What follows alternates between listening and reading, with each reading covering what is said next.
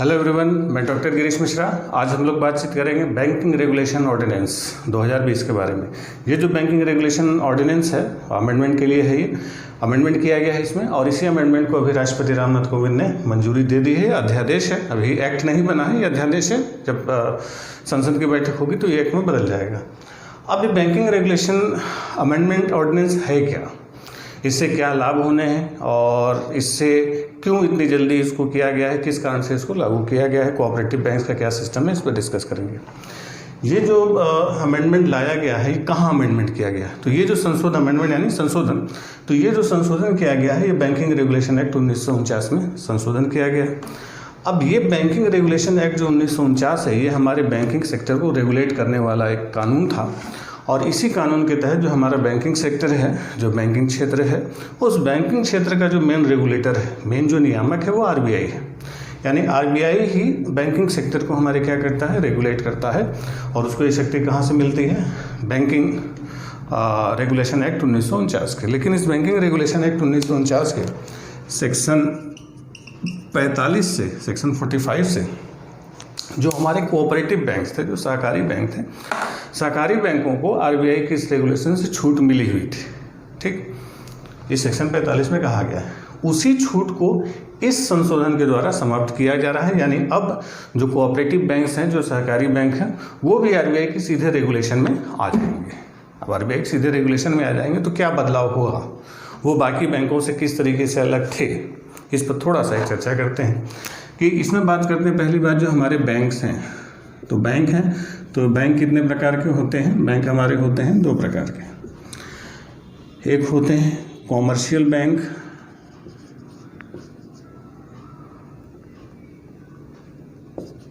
Commercial bank, और दूसरे होते हैं कोऑपरेटिव बैंक। ये जो कॉमर्शियल बैंक होते हैं, कॉमर्शियल बैंक भी दो तरीके के होते हैं। एक पब्लिक कॉमर्शियल बैंक होते हैं,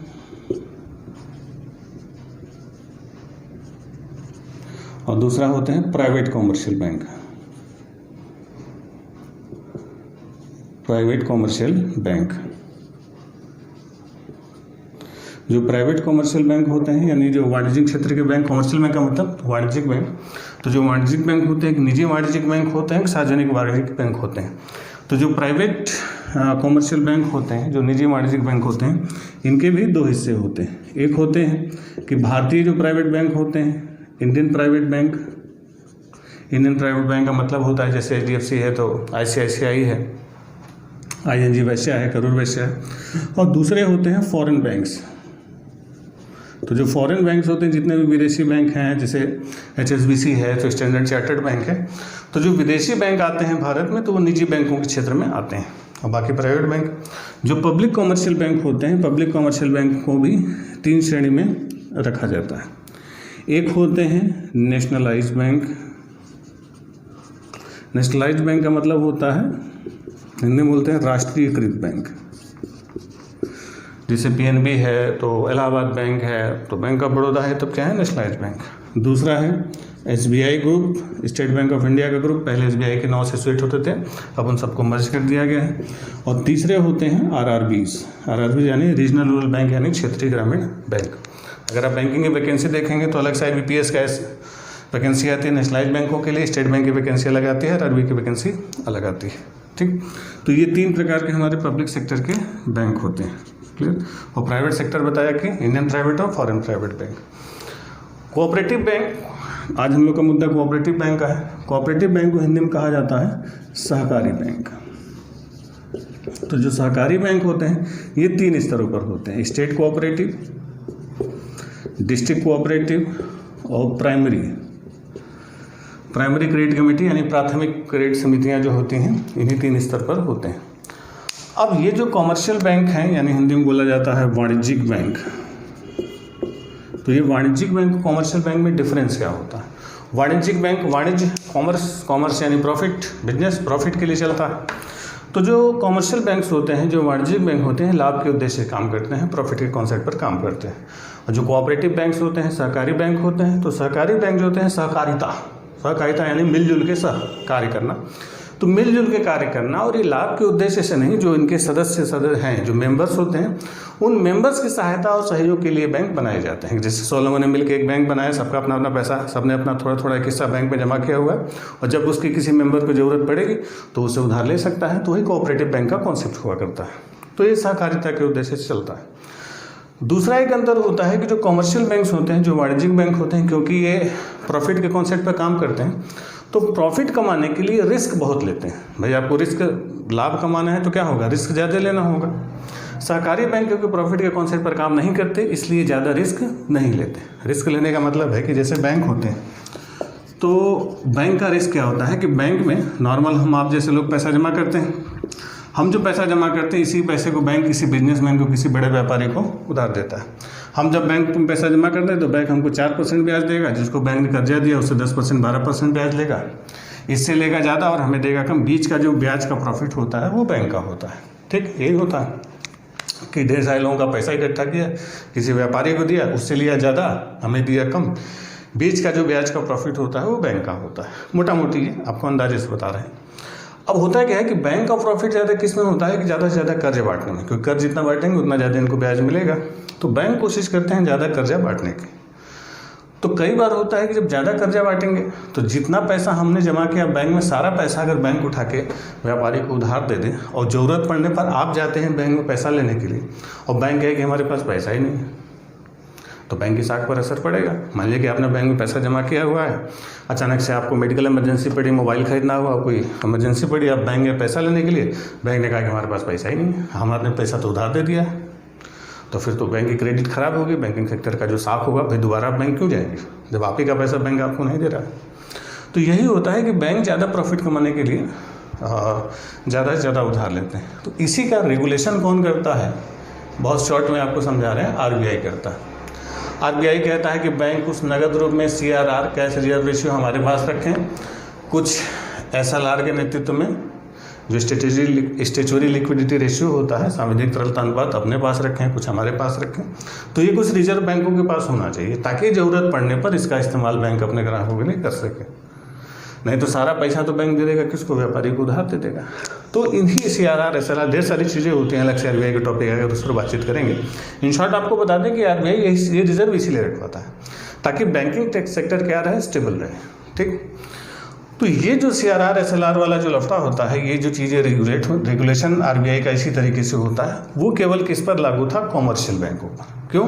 क्योंकि कॉमर्शियल बैंक किस पर काम कर रहे थे, प्रॉफिट के उद्देश्य पर काम कर रहे थे। सहकारी बैंकों को उससे छूट नहीं मिली हुई थी। सहकारी बैंक क्या होते हैं, कोऑपरेटिव बैंक्स, क्योंकि सहकारिता के उद्देश्य से काम करते हैं और स्टेट के रेगुलेशन में आते हैं। ध्यान रखेंगे ये स्टेट के रेगुलेशन में आते हैं और ये सेंट्रल के, केंद्र सरकार इस पर कानून बनाती है और इनको स्टेट गवर्नमेंट रेगुलेट करती है। राज्यों में आप देखिए हर राज्य का एक सहकारिता मंत्री होता है, तो राज्य स्तर का होता है। राज्य स्तर का जो सहकारी बैंक होता है वो फंड जमा करता है, हालांकि उसे डायरेक्ट कोई लोन नहीं देता, वो जिले स्तर के सहकारी बैंकों को देता है, फिर उससे प्राइमरी लेवल पर जाता है।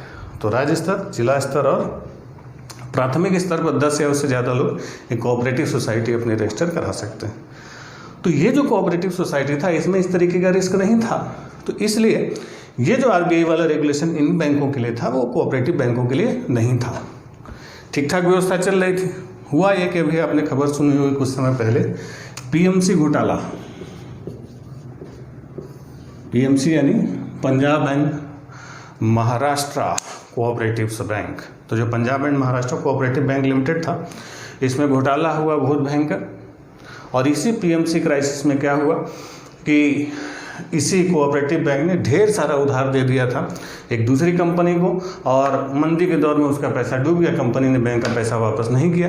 जब कंपनी ने बैंक का पैसा वापस नहीं किया तो बैंक के पास पैसा ही नहीं था कि अपने ग्राहकों को दे पाती। तो आरबीआई ने इसी को रेगुलेट करने की कोशिश की और कंट्रोल किया कि भाई 1000 रुपये से ज़्यादा खातेदार नहीं निकाल सकते, फिर 6 महीने में 10,000 से ज़्यादा नहीं निकाल सकते। तो अचानक से बवाल मचा कि भाई ये क्या हुआ। तो पता चला कोऑपरेटिव बैंक में ज़्यादा प्रॉफिट कमाने की कोशिश कर रहा है। तो उसी वजह से पीएमसी में घाटा लगा और लाखों लोग जो थे जिनका पैसा था उस बैंक में फंस गया बुरी तरीके से। अब ये तो एक कोऑपरेटिव बैंक था, अब देश में ढेर सारे कोऑपरेटिव बैंक, हजारों कोऑपरेटिव बैंक। अब इसी तरीके से घाटा सोचिए, हमारे यहाँ कोऑपरेटिव बैंक में लगभग 8.8 करोड़ 60 लाख लोगों का खाता कोऑपरेटिव बैंक्स में है। 8 करोड़ 60 लाख लोगों का खाता। और इन कोऑपरेटिव बैंक्स में 8.84 लाख करोड़ रुपीस डिपॉजिट के रूप में। यानी अगर इनका हिसाब किताब हम देखें कोऑपरेटिव बैंक्स का, तो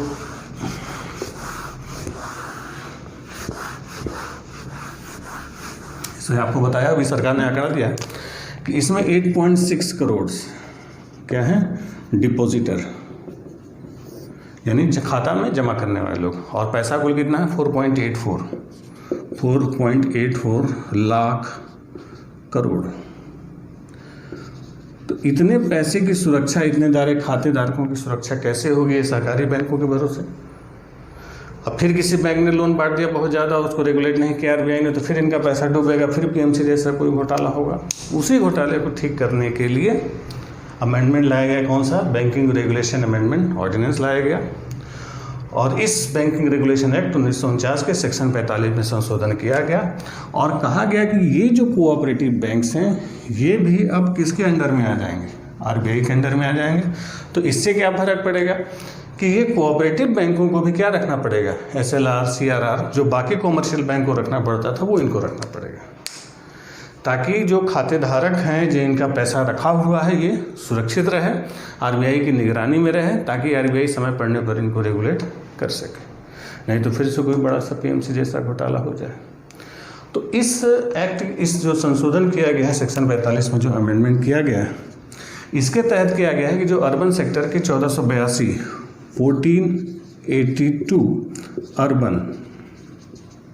urban cooperative banks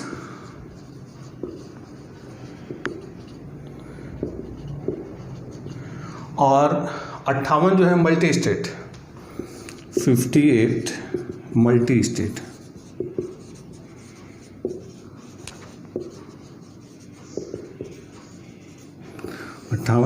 multi state cooperative banks को भी अब इस सेक्शन को संशोधन करके किसके अंडर में लेके आए हैं? आरबीआई के अंडर में, ताकि इनके जो खाता धारक हैं इनको आरबीआई की सुरक्षा मिल सके और आम लोगों के धनों की रक्षा की जा सके, ताकि फिर से कोई ऐसा बड़ा घोटाला हो तो उसकी घोटाले होने से पहले, क्योंकि आरबीआई का जब रेगुलेशन रहेगा तो बैंक ज़्यादा पैसा नहीं बांट पाएंगे और खातेदारकों का भी ध्यान रखा जाएगा। तो यही संशोधन आया है, कौन सा? Banking regulation amendment ordinance. Ordinance को हिंदी में अध्यादेश कहते हैं। अध्यादेश बिल्कुल कानून के तरीके से होता है, बस अध्यादेश और कानून, अगर एक्ट लिखा होता है मतलब लोकसभा राज्यसभा से पास हो गया। ऑर्डिनेंस है, लागू वैसे ही होगा, राष्ट्रपति ने साइन कर दिया, माना जाएगा।